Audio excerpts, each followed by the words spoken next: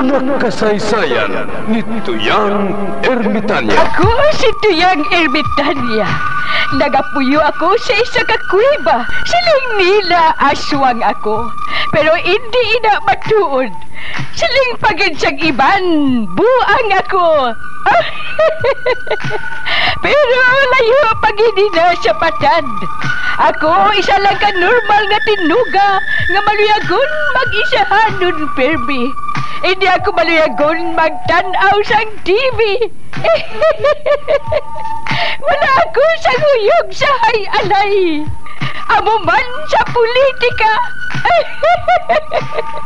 Apang madamo ako sang nahibalaan nga istorya.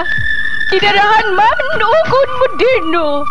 Kag kun maluyag ka mo mamati, kari ka mo, mag-istoryahanay kita. Mga kasaysayan ni Tuyang Ermitanya. Insulat ni Elizabeth Batiduan Navarro. Mga kasaysayan ni Tuyang Ermitanya. Kakaroon, suguran ko na ang pagsaysay. One day, isasado ka adlaw sa pagsugod gisang akon kasaysayan. Uy, huling. Ano ina? Ano inang nasangat sa sanga? Oh, hala! Brief?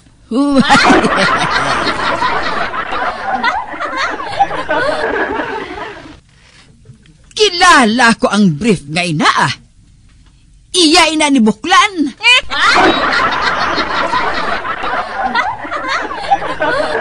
Nakita ko na nagakabit sa halayan.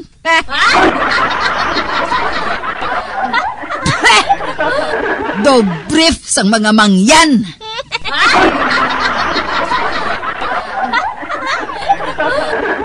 Huling, ari lang sa palibot si Buklan.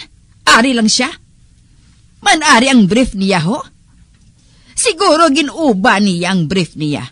Para nga hindi mahigkuan kung maglubong siya.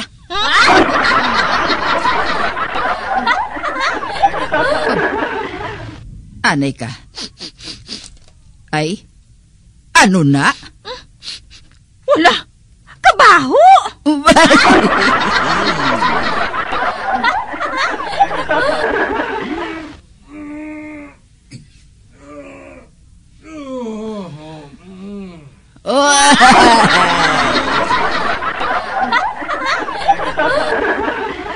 Bah, nakabati ako sang tingog ni Tagoy.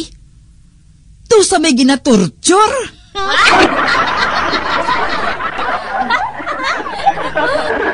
Huling, basi amo na ng tao nga patyo ni Tagoy. Ayhan, ginapatay na niya para nga sigurado gid siya.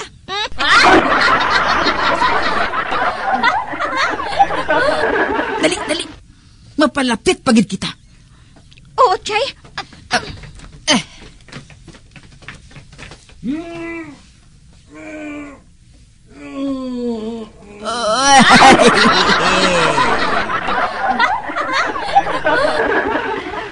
Huling, si Buklan ina.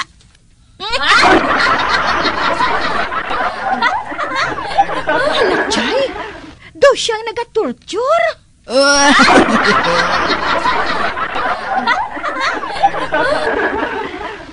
Pero nga kabaho. Siguro, naguluwa ang baho, Chay. Kay man, gintorture ya mo.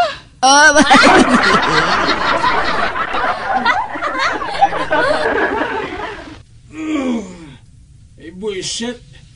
O kabalog ko nga mo ini baho. Di man dugay nako wala makakadto sa CR. Di man madamo ako sang liso sang bangkok nga tulon kag nagsupon sa CR.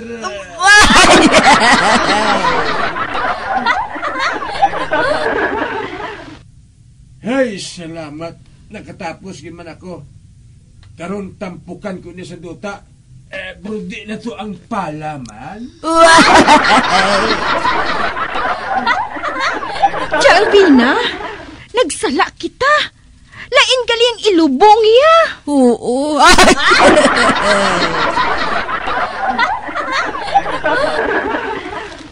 Daw sa kuring galing buklan ngay na. Ginalubong niyang iyahig ko.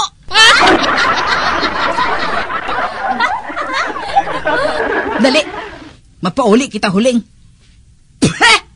Buan ni man nga buklan. Halit gid sa kabuhi ko.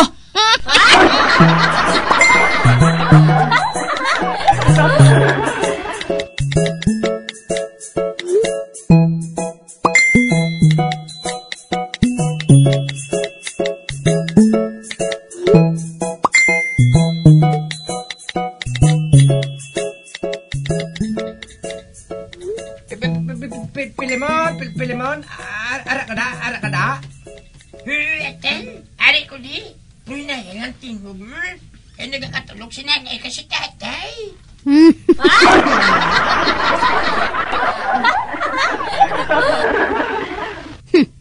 Wala makahibalo si Pilimon. Nga nagabugtaw kuya. Pero sige lang mapatulog-tulog lang ako. Mayo man kinagakabalaka sa ako ng akon anak ba?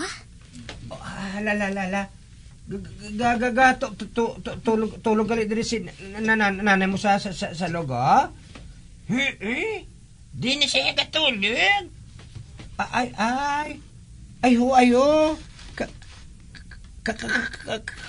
Karaway gali kay nanay mo kon nagatulog no?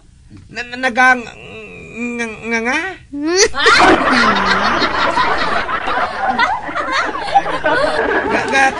Kiwig pa iya baba.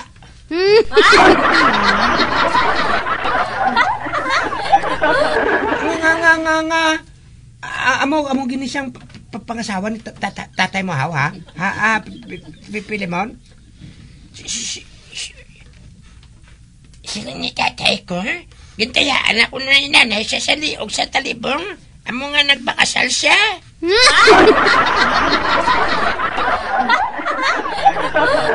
Kabalo ka, Pilimon, kabalo ka? Akong tatay bala? Pirmi man gabi ko mapuli. Man, damo babae nga guwapa.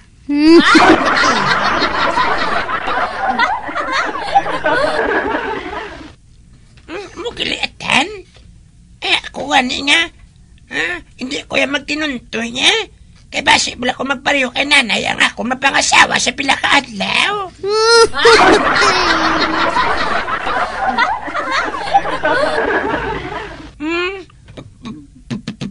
Pareho magli kay tatay ko Kabalo ka. Madulong ko na sa makilala niya si nanay ko.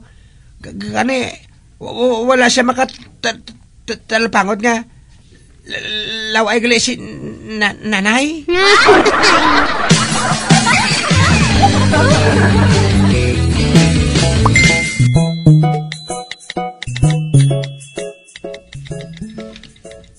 Muna nga si tatay ko, Pilimon.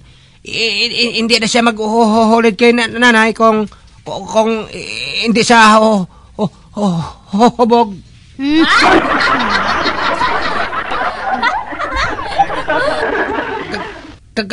Abi mo, Pilimon. Si nanay ko gani bakal bakit tatay? Kaya man gusto ni nanay nga may manghod ko.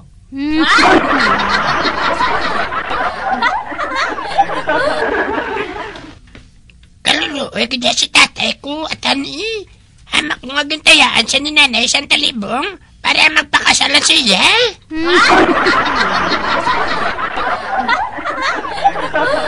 Pilimon! Uy, nay! Nakabugtaw ka na?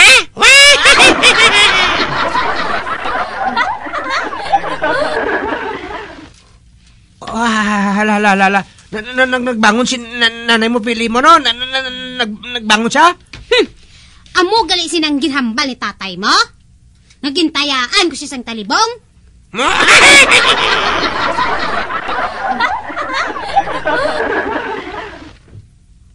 Huy, Pilimon! Para ka makahibalo? Ginkidnap ako sina ni tatay mo. Man, hindi ako sa iya kay kalaway mo. Kalaway na kay tatay mo. Wala labot nga gago. Malipot pang duha ka kamot. Nga daw iyas ang unano.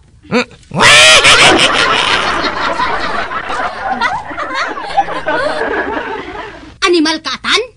Isugid ta ka kay Kap.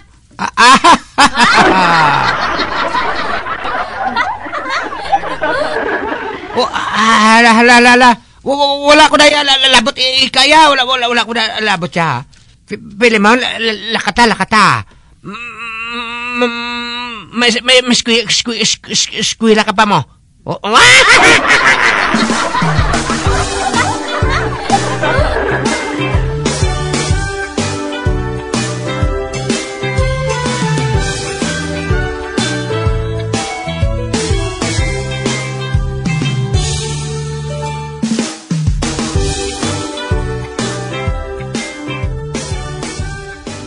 Filimon? Pedro? Nga naulihi naman kamo sulod sa klase. Ma'am, ano abe kay Nay sa among ginasundan? Ano ang inyo ginasundan, haw? Sa lakyan? Hindi, ma'am. Ido.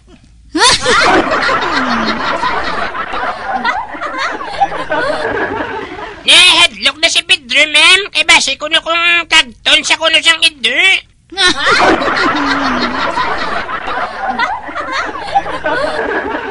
Balo ka naman, ma'am. Base birabe siyang ido. Di mo nang yun pa una na nga na mo nang ido.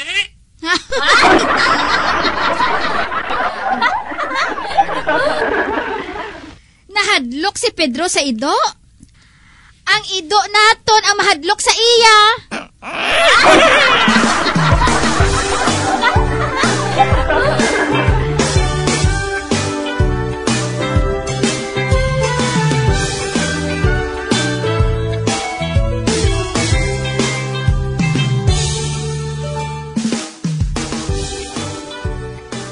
Oh, Nelson? Di ka makadto? Sa mental hospital. Duawon ko tong ako na amigo nga dali na mag-ayo.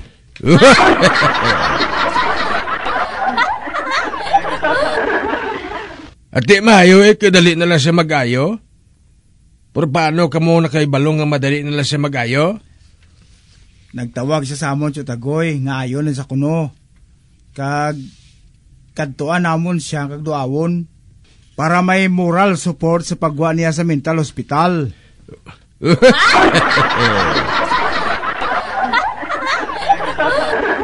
At di kung sa bagay, do mayo man na.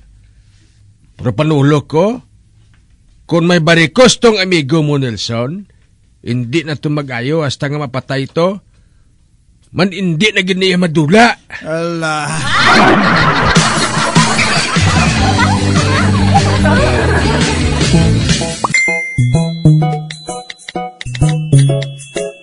Patawag mo ko, Kap? Oo, ari si Albina ay nag-akusar sa imo kay ginkawat mo kunong iya itlog.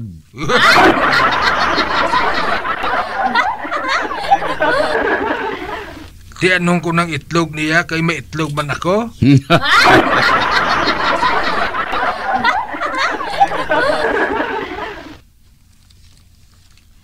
Kita mo na, Kap. Basta si Buklan ang maghambal sa imo, wala katahuran. Gani pusasi na lang na siya, Kap. Kagdalon sa pulis kay maakusar ko.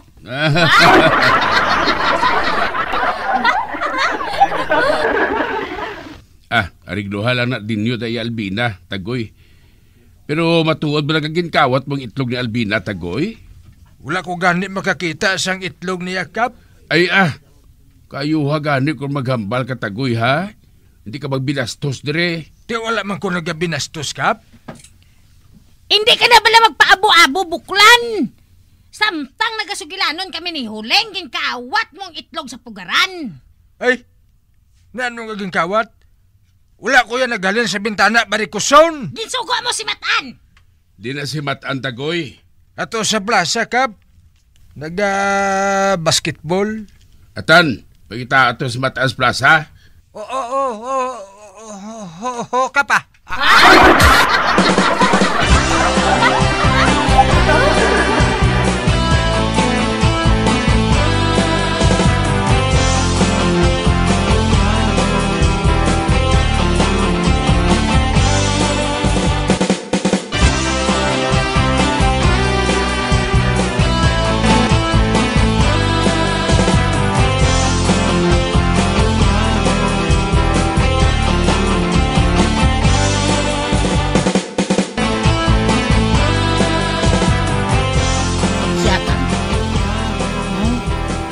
Nagalingas-lingas siya, ho. Piho, ako ginapangita niya mo. Kag kung hindi ako magsala, nakahibalo na si Chalbina nga nadulang yung itlog sa pugaran.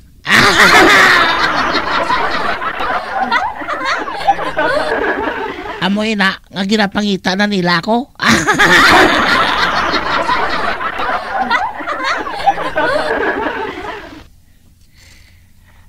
Nagsiling na si Sutagoy, nga bisan anong matabo, hindi gid ako manugid. Mapawala lang ko. Manago ko.